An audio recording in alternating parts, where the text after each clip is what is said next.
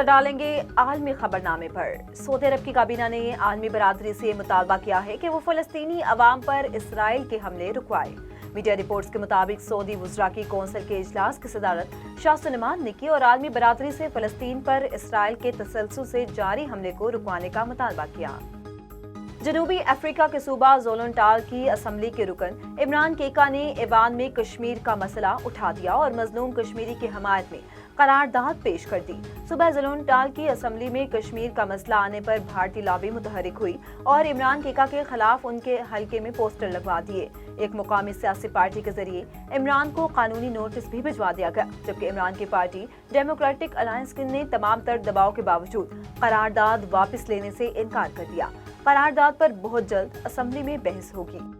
रूस के ज़ेरे कंट्रोल यूक्रेन के एटमी पावर प्लांट पर रॉकेट हमले में 13 अफराद हलाक और 11 जख्मी हो गए। गैर मुल्की खबरसां इदारे के मुताबिक हमले में मरने वाले तमाम अफराद आम शहरी थे। यूक्रेन ने हमले का इल्जाम रूसी फौज पर लगाया है। रूस का कहना है कि रॉकेट रूस मुखालिफ फोर्सेस ने दागे। एटमी पावर प्लांट के अहाते में रॉकेट हमलों के बायस आलमी बरादरी को एटमी वाद के फैलने का खदशा है।